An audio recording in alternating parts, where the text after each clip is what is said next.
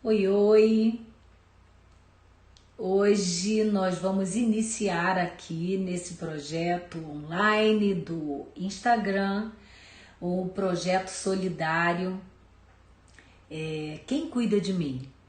Um projeto que eu criei pensando especificamente nos profissionais de saúde que estão aí batalhando na frente do enfrentamento ao coronavírus nos hospitais, especificamente dentro dos hospitais. Olá, Sônia, Luíse, oi, Josiane, já te chamo, sejam todos bem-vindos, vamos aí nos aproximar mais um pouco e enviar essa live aí nesse aviãozinho, ó, bater aí nesse aviãozinho para vocês poderem convidar as pessoas para participarem dessa live. Eu estava aqui falando sobre o projeto Quem Cuida de Mim. Eu sou Ana Clara Bittencourt, psicóloga, especialista em psicologia positiva, trainer, empreendedora, idealizadora da primeira certificação online do Brasil sobre as forças de caráter. E pensando aí, acompanhando todo o movimento dos profissionais de saúde que graças a Deus existem, né? E estão trabalhando como verdadeiros heróis, como aqueles heróis que trabalham em guerra, aqueles lutadores que não desistem, né? Que formam um escudo para salvar sua pátria, salvar as pessoas, enfim, que tem aí um princípio e um propósito maior, que é o de cuidar das pessoas. Então, acompanhando todo o movimento que vem surgindo nas mídias, falando sobre o impacto da Covid-19 no nosso meio, aqui no país, mas especificamente aqui falando sobre o meio da saúde, enfermeiros, maqueiros, médicos, assistentes sociais, os diretores, todo o pessoal de serviço auxiliar, de apoio administrativo dentro de um hospital, RH, né? Eu tenho assim me empatizado muito com esse momento difícil que as pessoas estão vivendo. Na minha família tem enfermeiros, enfermeiras, tem médicos. Então eu tenho acompanhado bem de perto assim o drama das pessoas, o impacto que o coronavírus está aí causando na vida de todos que estão nesse momento na frente de combate ao coronavírus. Ricardo Patuleia, seja bem-vindo, Vanessa, Gabi, Bianca, muito obrigada por vocês estarem aqui prestigiando esse projeto, que o objetivo dele é único e exclusivamente poder trazer esses profissionais de saúde que estão lá longe, e muitos deles já estão isolados em quarentena e sobre um estresse, uma pressão gigantesca que recai sobre eles, seja do ramo profissional, do segmento profissional que for, mas esse projeto tem o objetivo de acalentar, de dar dicas, de ouvir, de emprestar um ombro amigo e de dizer que nós estamos aqui para vocês, à disposição de vocês. Então, em virtude desse projeto Quem Cuida de Mim,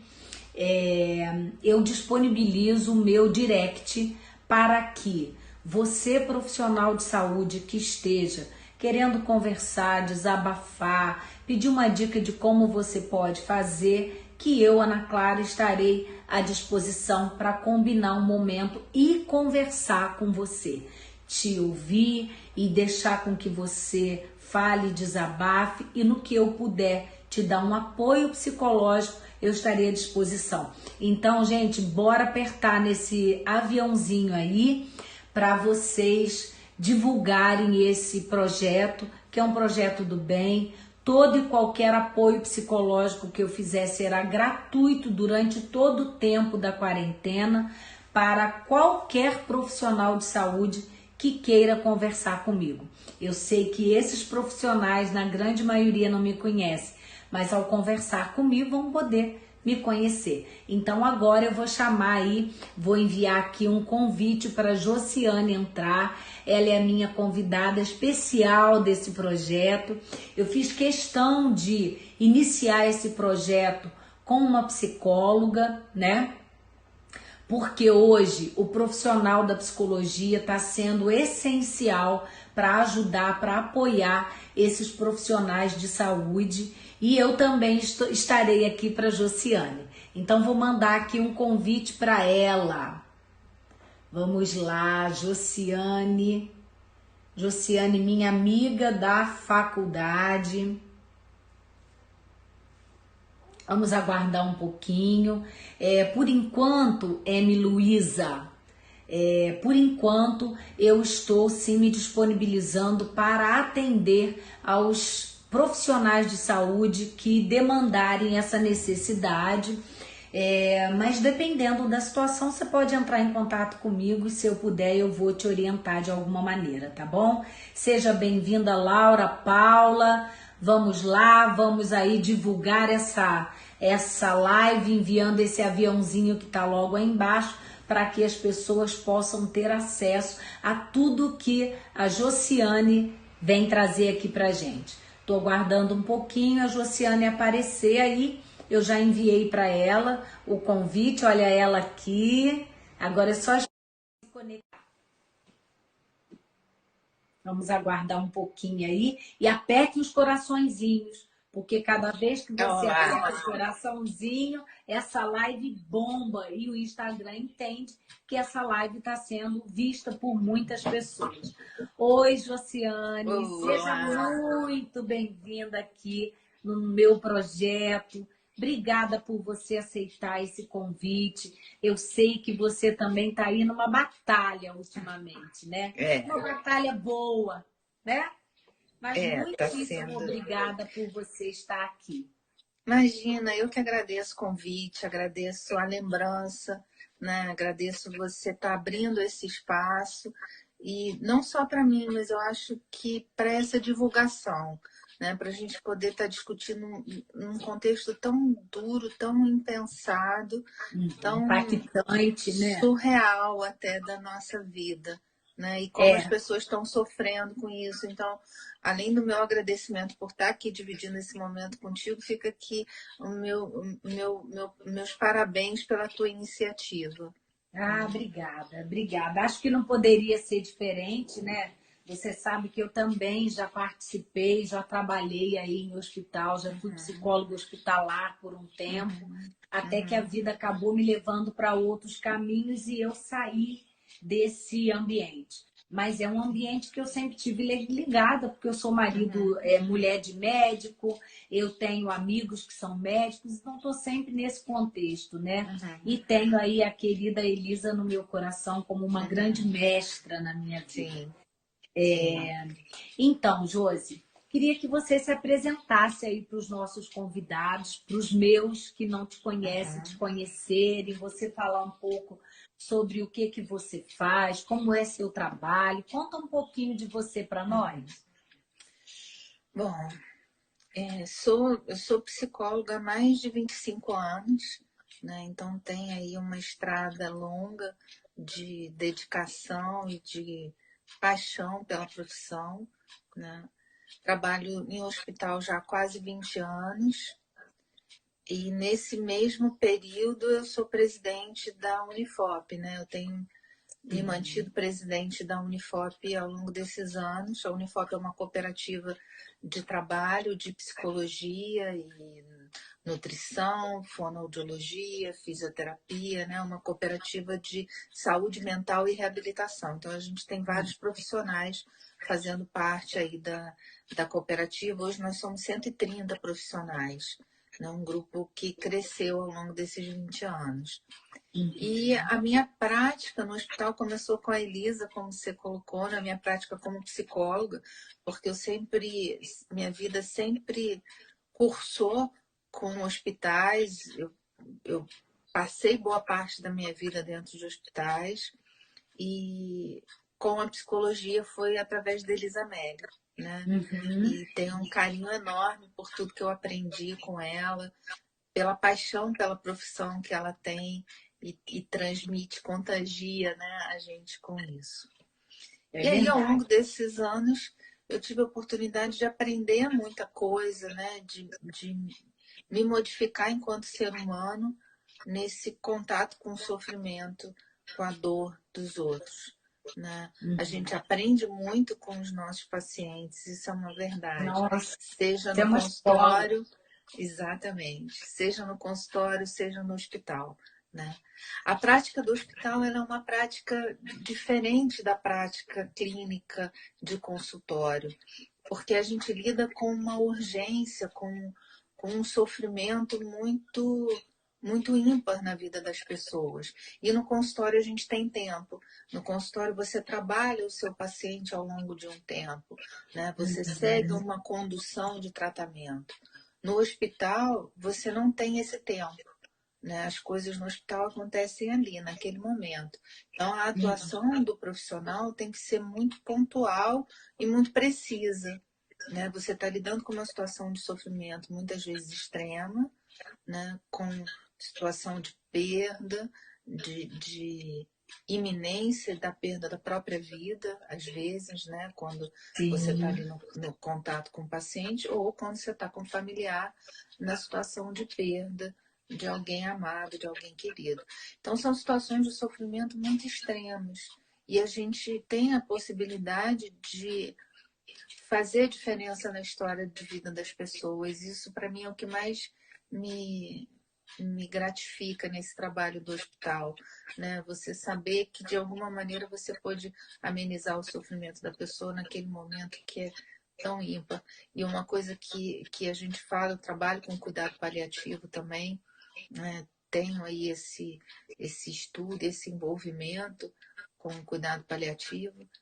E a gente fala muito em paliação, você pode esquecer quem estava do teu lado no momento do nascimento, mas você não esquece quem estava do teu lado lá no momento da morte. Então, esse trabalho da psicologia no hospital, ele fala disso, de você poder fazer a diferença na vida das pessoas de uma forma muito precisa no momento de extremo sofrimento, né? E É também diferente do muito trabalho da clínica. especial, né? Um É. momento assim muito especial, né, Josi? Eu quero até te falar uma coisa, eu não sei se a pessoa vai vir participar aqui da live, mas hoje, quando eu disparei o convite da live para os meus contatos do WhatsApp, uma das pessoas me retornou falando: Nossa, eu fiquei emocionada de saber que a Josiane vai estar contigo nesse projeto. Aí eu perguntei: Ah, você conhece ela? É, a Jo hoje vai estar comigo. E aí ela disse que você foi uma pessoa. Eu tô até emocionada porque nós duas choramos juntas lá na hora, não teve jeito, sabe?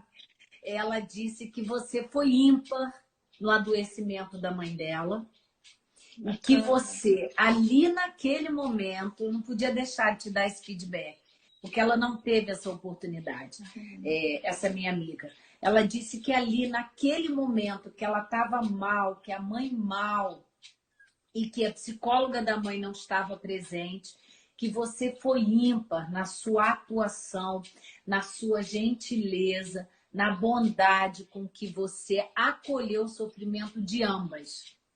E Ai, aí que eu não podia bacana. deixar de te dar esse feedback, né? Fiz questão de te dar esse feedback em público, por quê? Uhum, Porque o nome do projeto é Quem Cuida de Mim.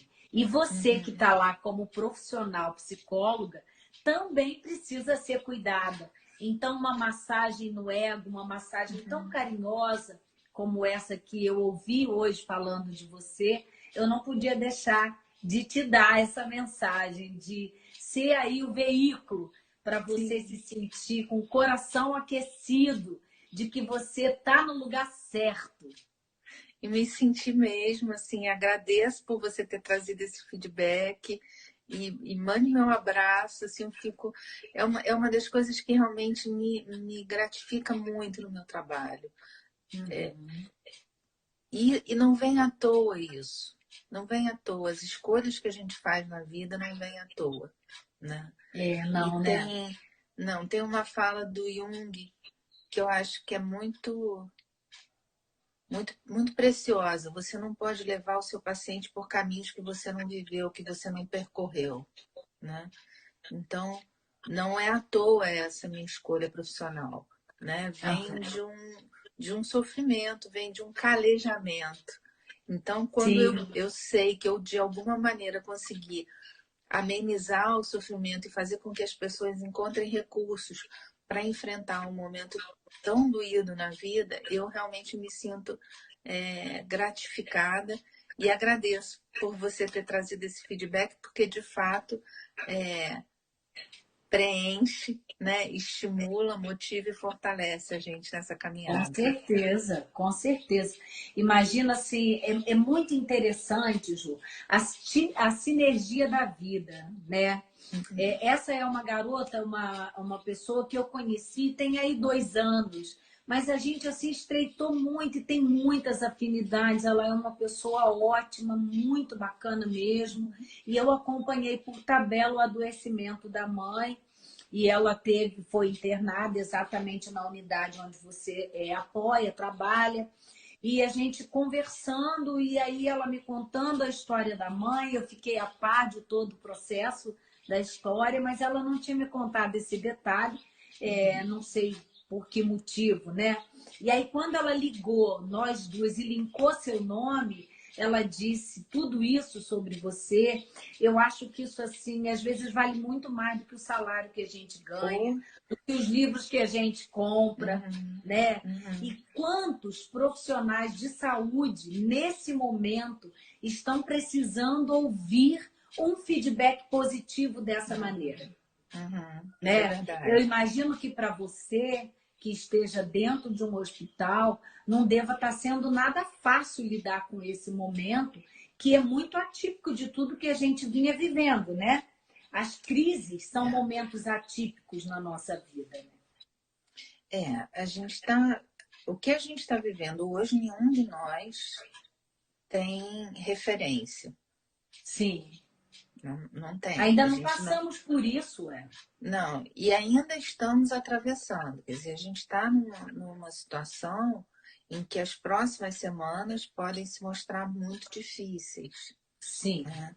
A gente conseguiu fazer um alargamento, né, vamos dizer, eu ouvi uma expressão esses dias de um microbiologista, que eu tenho tentado entender muito do comportamento da doença, porque eu tenho que me preparar minimamente para o que eu vou. Lidar, né? É, então eu tenho pesquisado muito sobre isso, e ele falou que a gente tem uma conta que a gente vai pagar com o coronavírus. A gente vai pagar essa conta.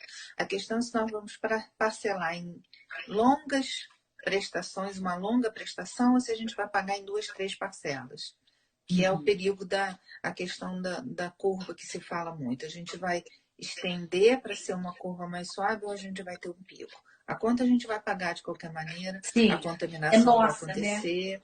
É. Agora, se a gente conseguir parcelar isso numa prestação, aí, né, suaves parcelas, a gente atravessa com menos dor. Se Uhum. acontecer o pico, o sofrimento vai ser maior. Então, essas duas Sim. semanas, elas são muito cruciais para isso. Né? Uhum. Perspectiva aí das próximas 4 semanas, na verdade. Mas eu acho que a Sim, a gente já vai prospecção é começar. muito boa, né? O termômetro já vai começar a mostrar isso por agora, né? Uhum. E aí a perspectiva que a gente tem, né, de sofrimento, que vai, se acontece dessa maneira, se comporta dessa forma, vai chegar para todo mundo, né, de uma maneira muito impacto, muito duro, né, tem feito com que eu faça muitas reflexões, assim, reflexão de vida mesmo. Né? Como é que a gente vai passar por isso? Como é que a gente vai se reorganizar para enfrentar isso? Já que a gente não tem referência do que é isso. Sim, é Né? A tudo questão é muito essa, a gente não novo. tem referência do que é. A gente sabe que vem alguma coisa, tem aquele estado de tensão que está constante, mas a gente não sabe o que exatamente vem. Né? Uhum. E como que a gente vai conseguir atravessar isso. Então, o que eu tenho tentado me preparar né, com as pessoas que eu estou mais próximas, primeiro, é junto que a gente vai enfrentar, não é sozinho. Acho que é a primeira coisa que a gente tem que ter, por mais que cada um tenha que ficar no seu canto, recluso, ou para as pessoas que estão passando por hospitalização, elas tenham que ficar isoladas, né? A gente não precisa ficar sozinho, se sentir sozinho. A gente tem que atravessar isso junto. Essa é uma coisa que eu tenho muito clara, né? Como cada um vai enfrentar, aí já entrando, né, no âmbito mesmo da atuação hospitalar, é muito particular. Porque quando a gente está numa situação de crise, cada um reage de uma maneira. E a gente não tem uma previsibilidade de como vai ser a reação de cada um. Tem pessoas que conseguem se reorganizar rapidamente, que conseguem enfrentar com serenidade. Tem outras que enfrentam com ansiedade, enfrentam com revolta, enfrentam com negação. E a gente tem visto a negação de uma forma muito marcada. As pessoas não acreditam na muito doença. Aparente, né? E não acreditam mesmo. Isso eu tenho ouvido de pessoas no hospital, isso, pessoas que estão indo para se tratar. E é uma coisa que nas primeiras pessoas que trouxeram isso eu me choquei. Como que a pessoa está doente, não acredita Tá ali, na doença? infectada, E não acredita na doença? Como assim, de uma maneira tão difícil de desconstruir essa negação, porque está muito arraigada isso, né? Então, tem muitas pessoas que estão nesse movimento de negação da doença, seja porque isso não está acontecendo, ou minimizando, né? Isso é só uma gripezinha, como a gente ouve, vai ser só uma gripe. E, de fato, muitas pessoas não vão ter sintomas fortes, outras nem vão saber que se contaminaram, não vão ter sintomas nenhum. Mas a gente não pode minimizar a letalidade que essa doença está mostrando para a gente, né? Sim. E as pessoas existem números que mostram a que letalidade. mostram, exatamente, Né? no mundo Isso inteiro. não é teoria, isso já vem Uhum. acontecendo na prática e não só no nosso país. Exatamente, é no mundo inteiro. A gente não pode negar a realidade dessa forma, como as pessoas estão negando. E negam por quê? Porque não conseguem se confrontar com uma situação ameaçadora da vida. Sim. Então, a forma como as pessoas estão reagindo, as formas são as mais diversas, né? Eu ainda encontro muito um comportamento desse de negação, que é extremamente preocupante. Se a gente tem esse comportamento da doença, essa curva, né, mais abrupta, não tão suave, a realidade vai se impor de uma forma dura. E aí, como as pessoas vão enfrentar essa realidade, já que a gente vai ver que a negação não está funcionando. Não vai dar mais para negar essa realidade, né? Isso vai depender do recurso de cada um. Que, como eu estava colocando, algumas pessoas se revoltam, algumas pessoas querem burlar o que está sendo recomendado pelos órgãos de saúde, pelos pesquisadores, pelos cientistas, né? Outras pessoas conseguem ter serenidade e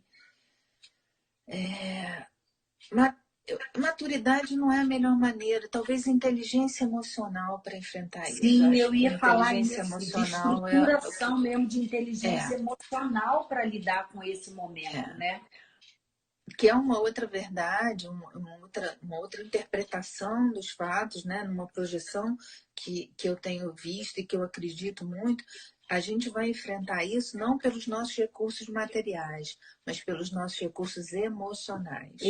Vai ser assim que a gente vai enfrentar. Sim, né? Sim, é verdade, Jô. E aí, isso vem de uma bagagem de cada um, né? Não é agora. A gente, né, tem que construir. Claro que eu não volto atrás, eu vou construir sempre daqui para frente, mas a forma como eu vou conseguir enfrentar vai depender dos recursos que eu já tenho, né?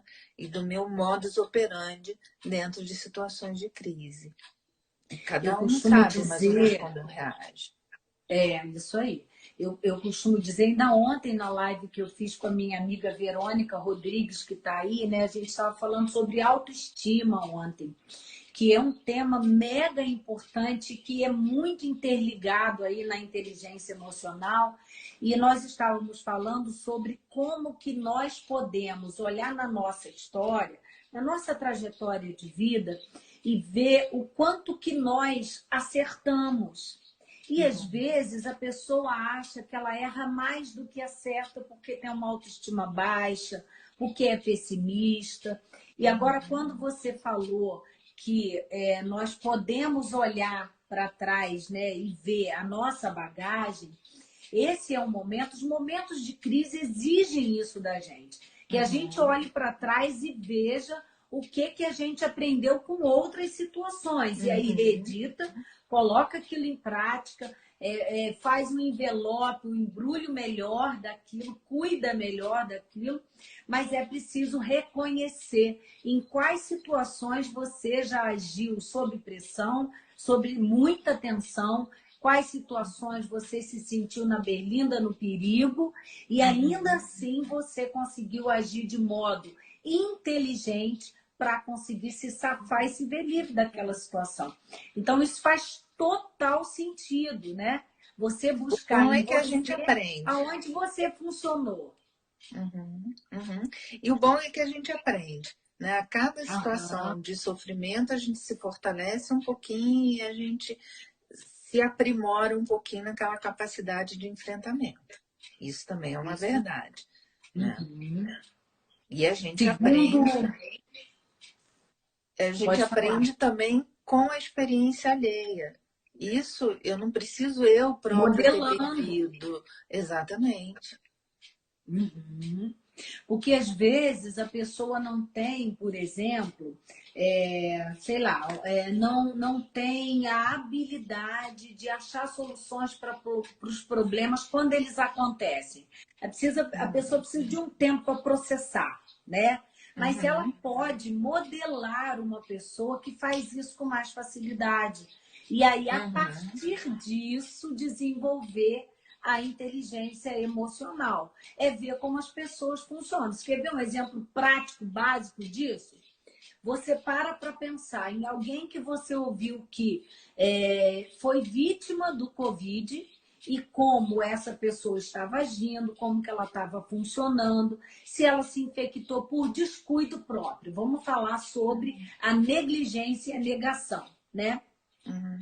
E aí você vê como que uma outra pessoa que é mais cuidadosa consigo mesmo e com as demais pessoas que a cercam, como que essa pessoa age. Ela vai ter hábitos de higiene, ela vai ter uma boa alimentação, ela vai ter o cuidado de usar a máscara, porque essa é a recomendação.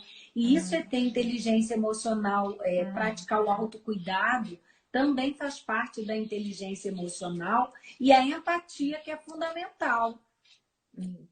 Tem uma coisa que eu né, até tenho brincado um pouco com isso. Se a gente vai ter um legado bom desse contexto todo, é que ele provocou um salto na humanidade em termos de aprendizado porque a gente está tendo que se reinventar, principalmente tecnologicamente. Então, coisas que a gente ainda não tinha, principalmente eu falo da psicologia especificamente, porque o trabalho da psicologia é muito relacional, é muito olho no olho, né? Sim. Olho no olho, modo de dizer que a psicanálise não trabalha com olho no olho, mas essa coisa da proximidade, né, que a gente tem com o paciente, essa questão da presença, né, não olho no olho, mas a presença.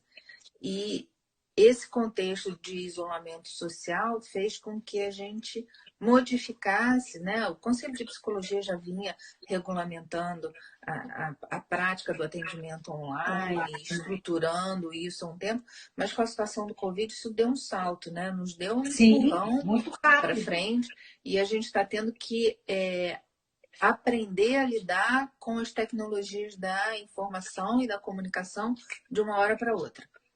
Quem já Sim, tinha inteligência isso, artificial aí está quem já sendo tinha uma isso, grande aliada nesse momento. E aham, as crises têm o objetivo de fazer os povos darem esse salto, né? olharem para eles mesmos e verem o que eles têm de suporte, de aporte para seguir em frente. Então, as crises, elas têm um objetivo muito específico e muito pontual, que é fazer com que você busque os seus recursos para vencer. Seja uma guerra, as guerras, né, Primeira e Segunda Guerra Mundial trouxeram isso para a humanidade. Quantas coisas, recursos e desenvolvimento, por exemplo, dentro da medicina e da psicologia, surgiram da Segunda Guerra Mundial. Sim, Então, o que, sim. que pode surgir para a gente a partir aí dessa crise provocada pelo Covid? Uma coisa você já falou que foi fundamental, né? Voltar a se relacionar com você e com o outro de uma forma diferenciada. Aprender a usar a tecnologia, que não tem como frear, né? Foi um pontapé que deram na gente, né? Uma Sim. coisa é a gente fazer vídeo para falar com um amigo, um WhatsApp. A outra coisa é você trabalhar usando essa máquina o tempo inteiro.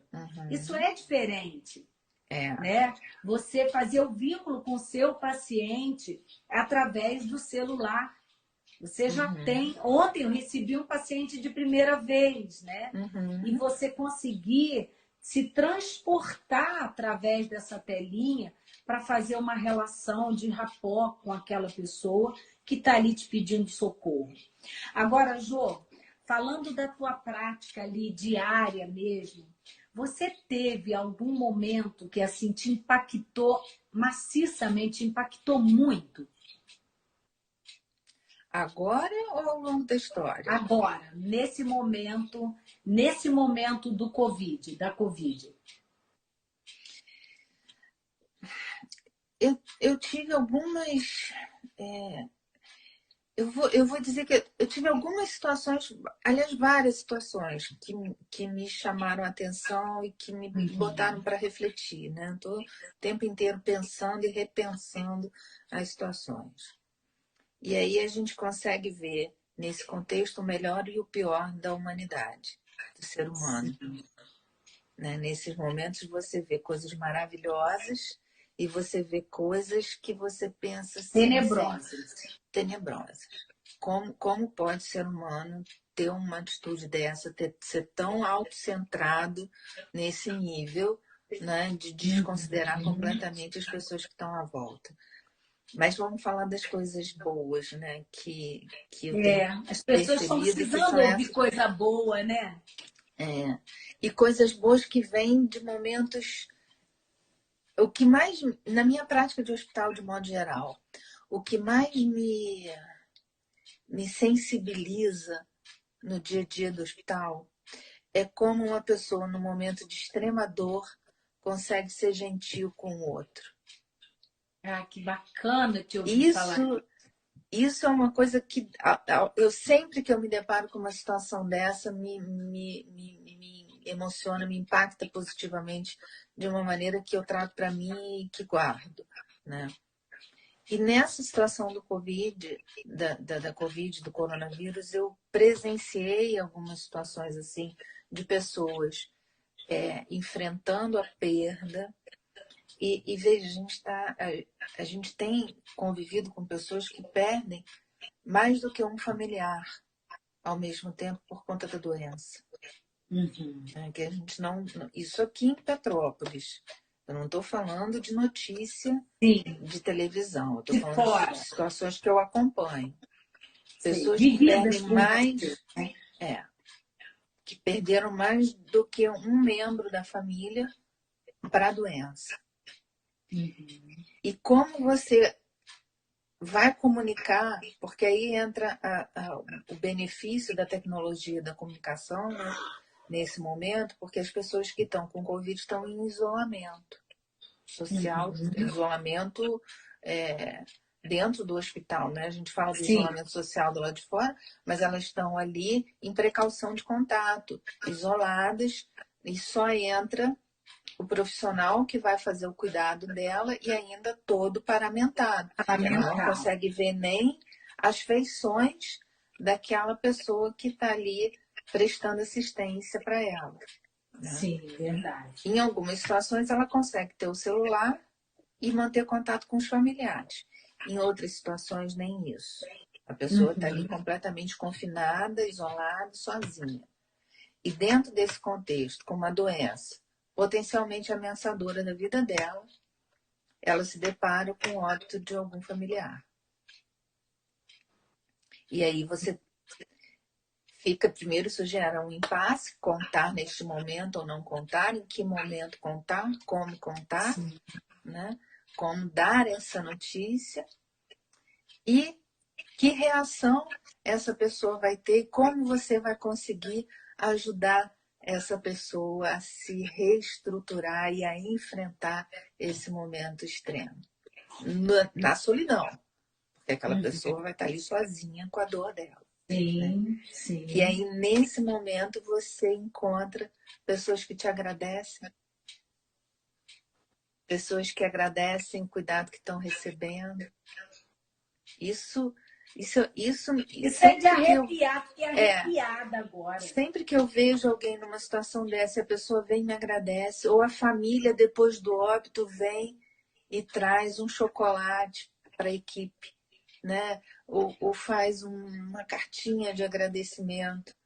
Não é o agradecimento pela pessoa que foi salva, que se curou, que se restabeleceu, né? É o agradecimento pelo cuidado de alguém que morreu. Então, isso é uma capacidade de transformação da dor que o ser humano tem. Que não sabe que tem e que alguns não conseguem usar. Mas a gente tem. Né? Isso eu acho que é o mais rico do ser humano nesse momento que eu vi. Isso é transformador. Você conseguir olhar para o outro. Né?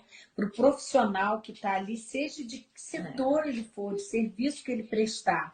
Mas isso é transformador, porque isso é, assim, o reconhecimento da sua importância, da sua essência naquele momento de total sofrimento, né? Isso faz uma diferença muito grande na atuação de um profissional, né? Faz. Isso é muito rico.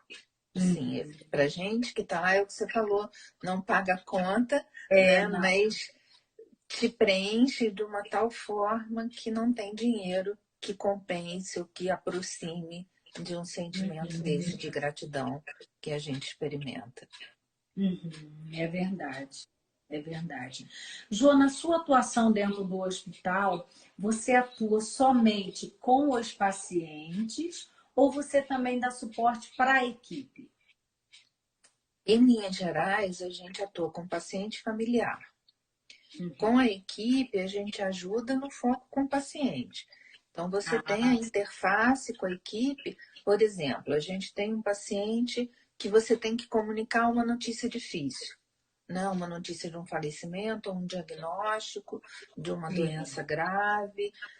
E aí você tem essa interface com a equipe. Como é que nós vamos lidar com esse paciente, com essa família, com essa situação? E aí é todo mundo envolvido, a psicologia, equipe médica, enfermagem, fisioterapeuta, nutrição.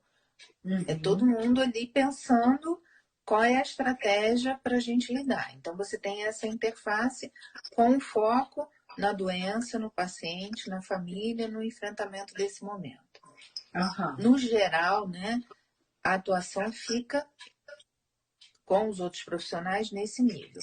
Mas nesse momento da Covid, a gente tem feito muita roda de conversa para ajudar a essa reestruturação que está sendo necessária e para a gente conseguir organizar recursos para enfrentamento desse contexto que por muitas vezes é tenso, é extenuante, né? E é inusitado para todo mundo. Você vê em muitos momentos a equipe dá aquela parada e agora.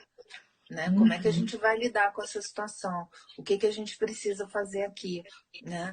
Então, isso leva as pessoas a um esgotamento. Você, nessa tensão constante, você chega uma hora que você está esgotada, física e emocionalmente. E psiquicamente, né? Psiquicamente. É um esgotamento de energia mesmo mental, né?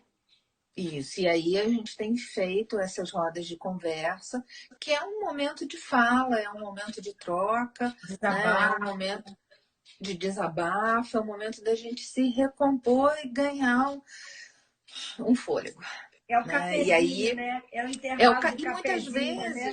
muitas vezes acontece no intervalo do cafezinho mesmo, é Aham. informal. Muitas vezes é informal, você está ali numa situação de dê uma paradinha para beber uma água e o assunto começa a acontecer e flui. Mas a gente também tem feito isso de forma organizada e formalizada, momentos que você consegue convergir a equipe, e isso tem que ser pensado, porque na dinâmica de um plantão não é a todo momento que você consegue parar a equipe para usar ali 20 minutos que sejam, né? Então você precisa estruturar isso com a gerência, com a chefia do setor, para ter esse momento de pausa e, Sim. né, e restartar, né? Vamos reiniciar a história. É, dar um reset e começar de novo, né? Isso, E aí, isso. nesse sentido, existe até um trabalho que é feito com o líder, né, daquele setor, com o líder da enfermagem, com o líder dos médicos, para que tudo aconteça de modo que esse momento possa ser, possa estar disponível para esses É. colaboradores aí também. Para Precisa, vocês, exatamente, você né? precisa articular aquilo. Agora, uma coisa que eu tenho percebido e que também está me trazendo uma satisfação muito grande é que a psicologia, a psicologia hospitalar ela é recente. A psicologia, de modo geral, é recente, a hospitalar é mais recente ainda. Esse espaço da psicologia dentro do hospital ele está sendo construído de uma maneira mais importante nesses últimos 15 anos. Mais sólida, né? É, Uhum. nesse momento especificamente, eu acho que a psicologia está mostrando a que veio e está sendo, se de modo geral os profissionais já ficavam, eu vou botar felizes, não sei se essa é a melhor maneira, por ter o profissional da psicologia ali, né, por ser mais um ajudando e cuidando, né, de uma tarefa que eles não têm preparo, que é justamente dessa parte emocional, daquele paciente que não está com uma compensação emocional boa, ou da família que está mais estressada, está com uma dificuldade maior de lidar com aquele sofrimento, a equipe técnica, né, vou botar a equipe técnica Aham. assistencial De modo englobando geral. todas as profissões, já tem dificuldade porque eles não têm preparo, não tem formação para isso, né? Então já havia aí uma satisfação por ter o profissional da psicologia, porque na hora que algo saiu do controle, chama a psicóloga, O bicho né? Pegou, chama o Chama a psicólogo, né? psicóloga. Eu brinco, ninguém me chama para tomar um cafezinho nesse hospital. Quando me chama, eu É. até gelo, porque realmente é para situações difíceis. Aham. E então já tinha essa satisfação, só que nesse momento o que eu tenho visto por vezes até um protagonismo da psicologia no contexto, né? Porque está todo mundo tão tenso em algumas situações, e principalmente quando você tem um óbito e você tem que estruturar para dar a notícia naquele contexto que eu estava trazendo do isolamento, né? Da pessoa que está realmente confinada ali sozinha, que vai ter que lidar sozinha com essa dor depois. E aí a psicologia acaba assumindo um papel de protagonista mesmo nesse contexto e de condução da situação e, enfim, do desfecho ali de alguns momentos.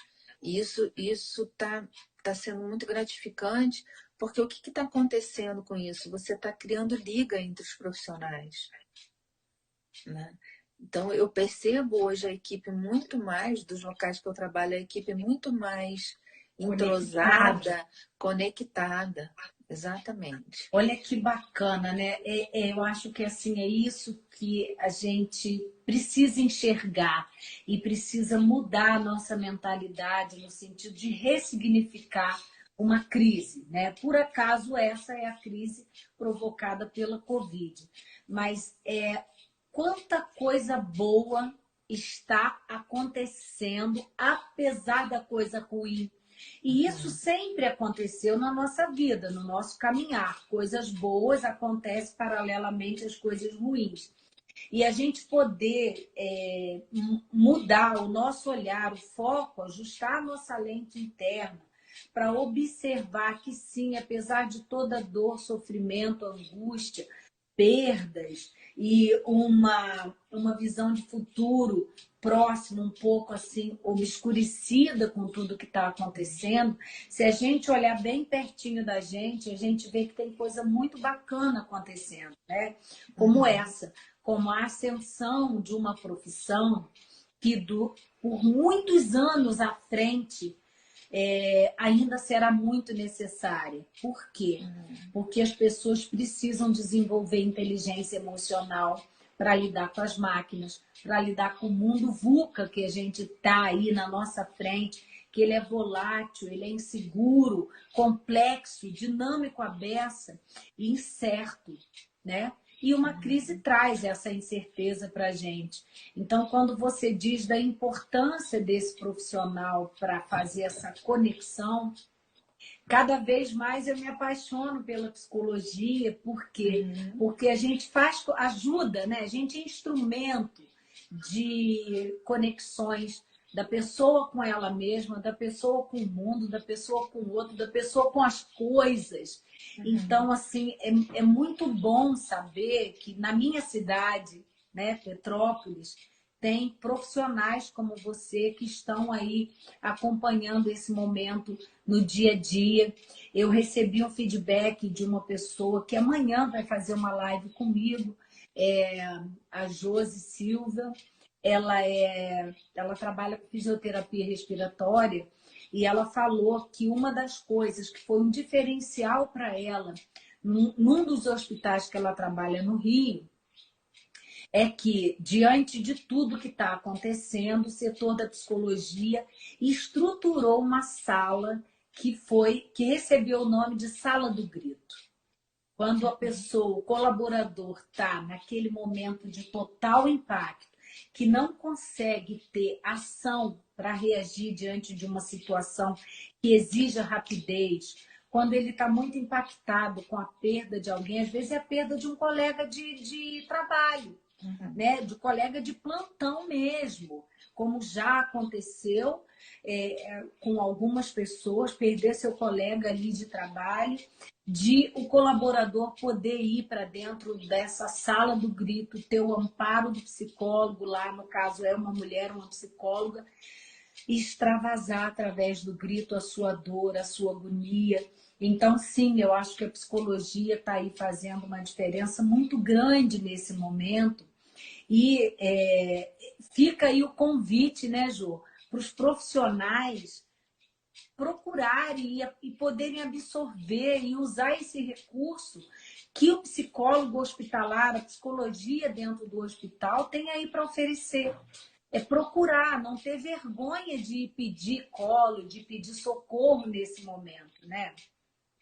Isso no ano passado, o Congresso da Sociedade Brasileira de Psicologia Hospitalar, ela focou muito nessa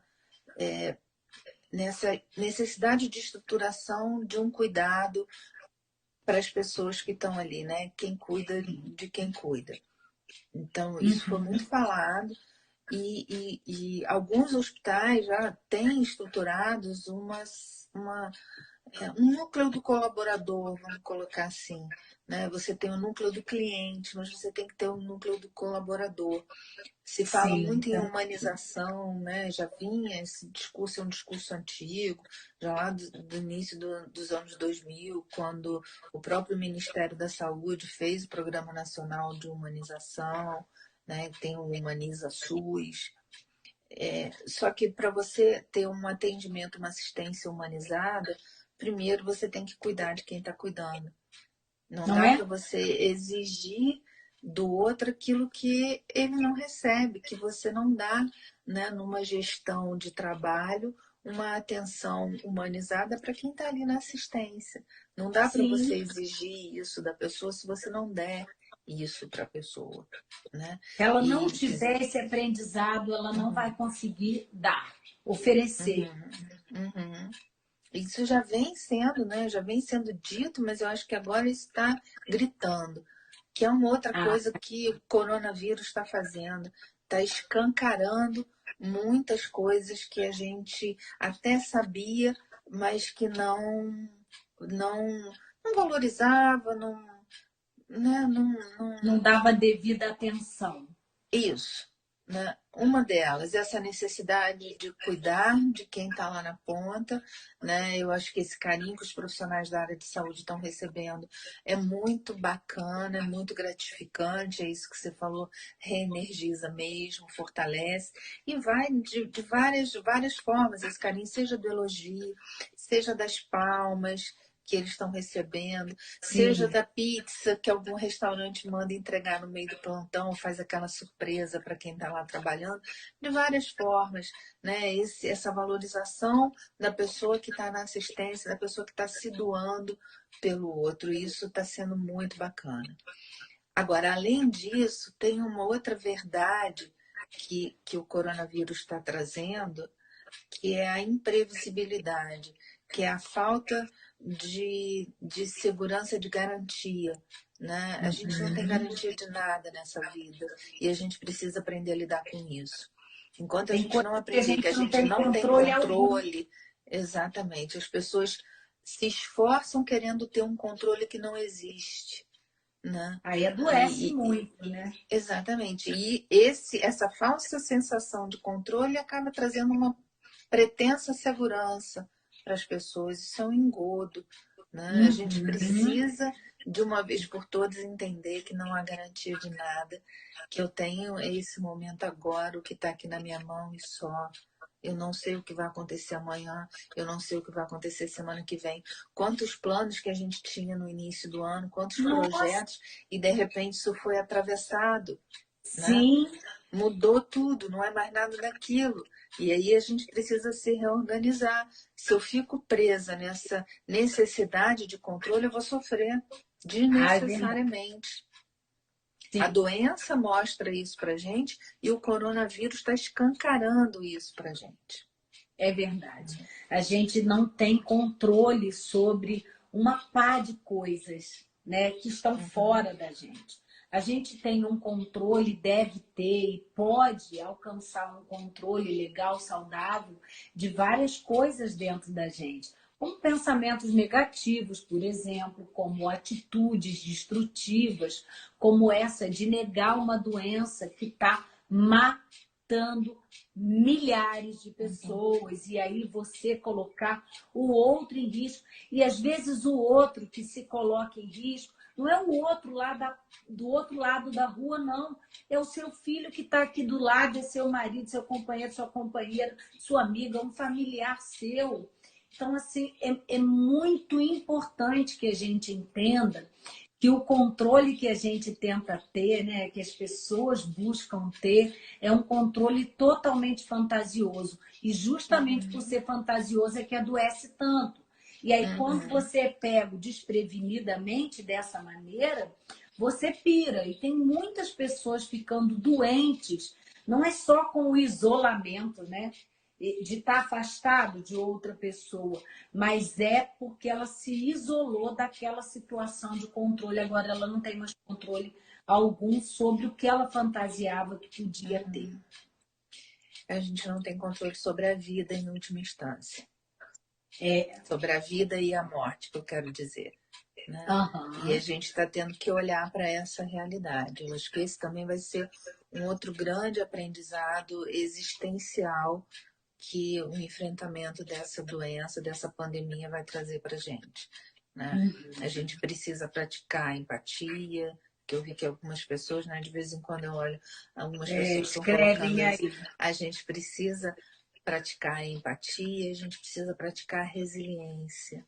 Né? A gente Resiliência. precisa se readaptar, se reorganizar rapidamente dentro disso que está acontecendo. Uhum. É verdade. Jô, você teria, daqui a pouquinho a gente está aí no final da live, porque é uma Uhum. pena, passa tão rápido, a gente não tem controle Oi. sobre o relógio, né? Então, vamos aproveitar, eu estou aqui saboreando cada palavra sua, e eu gostaria de te perguntar se você teria alguma dica técnica ou não, você escolhe, para você dar para um colega de trabalho nosso que viva uma realidade parecida com a sua de dentro de um hospital, né? Que está lá, nessa frente aí de atuação. Bom, primeira coisa que eu acho e que para mim ajudou muito a organizar os meus pensamentos, a Sociedade Brasileira de Psicologia Hospitalar, ela está com um grupo de WhatsApp e um grupo de estudos para enfrentamento da Covid. É o Achar a Palavra. Então, se vocês jogarem esse Achar a Palavra no Facebook ou no Instagram, vocês vão encontrar o link para se inscreverem e participarem do grupo de WhatsApp e das lives que estão acontecendo toda terça e quinta. O grupo se reúne online e você tem troca de experiência do que está acontecendo no Brasil afora. São mais de 500 profissionais, 800 profissionais, a última contagem, quase 800 profissionais dos 4 cantos do Brasil. Então, eu acho que para quem está nessa atuação, eu vi uma... Obrigada, Carla, estou lendo aqui, ela está me parabenizando. Carla é uma amiga querida de longa data, né? Amiga que veio da faculdade, fomos sócios um bom tempo de consultório.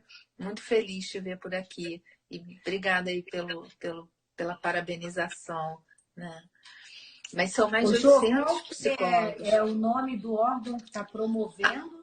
É a Sociedade Brasileira de Psicologia Hospitalar, SBPH, né? Tá. E o projeto é Achar a Palavra, porque é isso, numa situação de extremo sofrimento, falta palavra. Você, quando está no impacto de uma dor grande, você emudece. Né? O que nos constrói como ser humano falta ali naquele momento. Né? E eu achei muito, muito simbólico o nome que eles deram ao projeto, Achar a Palavra.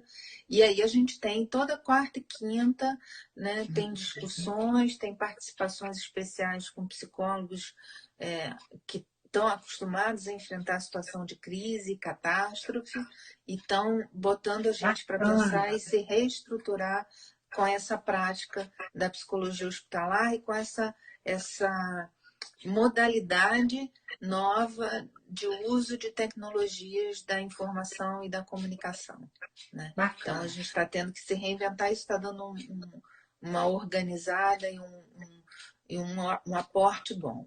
Um outro isso viés, em termos né? técnicos, isso em termos então, técnicos. Pessoal, mas em termos aí embaixo, Achar a Palavra, Sociedade de Psicologia Hospitalar. Cláudia, beijo para você, saudades também, viu? Então, tô vendo aqui, Thaís também botou. Só um agradecimento a Thaís, uma querida, botando aqui que ama minhas palavras, minha humanidade, minha serenidade. Eu também estou com saudade de você, viu, moça? Pronto. Ótimo, isso aí. E em termos afetivos, né? Eu falei de termos profissionais, da gente buscar esse amparo na sociedade, porque ali o que tem de fresco surgindo na comunidade científica está sendo discutido ali. Né? Agora, em termos afetivos, a gente não pode perder nunca essa troca de carinho, de afeto, de cuidado, de preocupação com o outro, de se manter conectado com o outro, mesmo que à distância.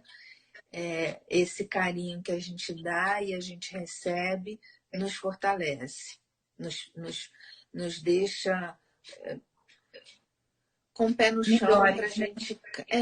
melhores, exatamente. E com fôlego para levantar o dia seguinte e encarar mais uma batalha, mais um desafio, mais uma luta. E se dá pequenas doses de prazer. Bom, Jô, nosso tempo acabou. Eu te agradeço assim, com todo o amor que eu tenho no meu coração, pela sua disponibilidade, pela sua doação aí. Eu acho que esse é um momento que exige da gente mesmo essa entrega. E se nós, profissionais da psicologia, podemos fazer isso, por que não, né? Então, muitíssimo obrigada por você estar aqui comigo. Eu agradeço muito o convite, volto a dizer, te parabenizo pela iniciativa, foi uma delícia estar aqui, foi uma hora que passou rápido, foi um bate-papo gostoso e eu espero ter deixado alguma sementinha, ter contribuído com as pessoas que estão assistindo.